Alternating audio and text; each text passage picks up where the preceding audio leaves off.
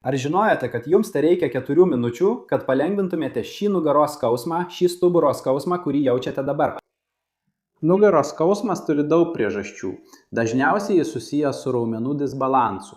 Tai reiškia, kad kai kurie raumenys yra standesni, labiau įsitempę, o kiti yra silpnesni. Šis būdas, kurį dabar tau parodysiu, sumažino juosmens skausmą net 90% žmonių. Taigi labai tikėtina, kad būtent to tavo stuburui ir reikia. Šiam pratimui mes dirbsime su raumenų esančių priešais stuburą ir raumenų esančių už stuburo koordinacija. Pirmame pratime atsigulkite ant pilvo taip, kad jums būtų kuo patogiau. Galite pasukti veidą į šoną, rankas nuleisti žemyn arba ištiesti į viršų, taip kaip jums patogiausia. Ir jūs tiesiog kvėpuosite. Švelniai, ramiai. Stengdamasis pajusti, kaip tavo kvėpavimas lengvai judina tavo stuburą.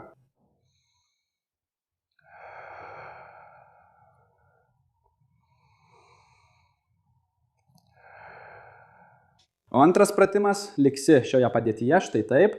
Alkūnės remiasi, stenkis padėti alkūnės tiesiai po pečiais, ne per toli į priekį ir ne per toli atgal, padėk tiesiai po savo petimi.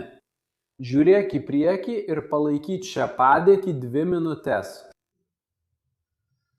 Tai padės pagerinti diafragmos ir tavo juosmeninės stuburo dalies santykį. Tai padės ištempti priekyje esančios stuburo raumenis. Kitaip tariant, tai padidins ir atvers daugiau erdvės tarp vieno slankstelio ir kito. Ir dar suteiks tau atsipalaidavimo pojūtį, nes tai yra patogi padėtis.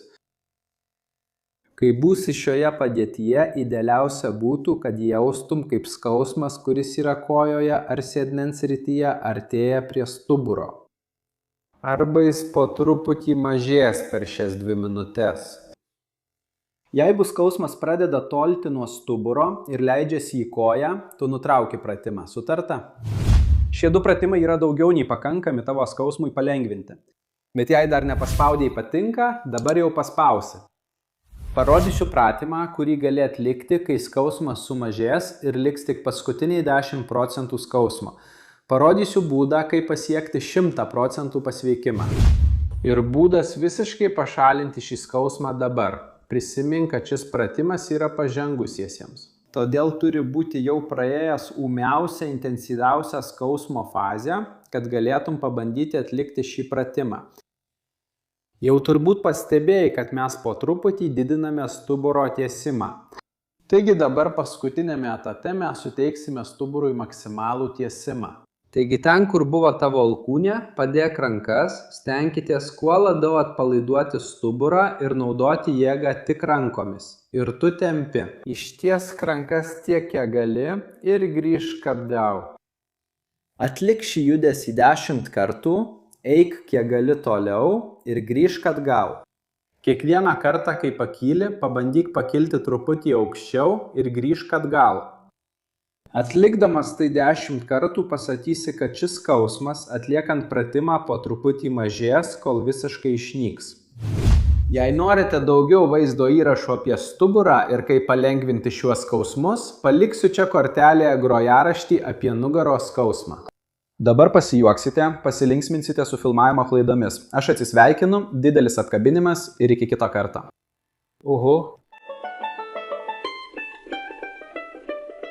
Nugaros srityje juosmens skausmas turi daugybę priežasčių.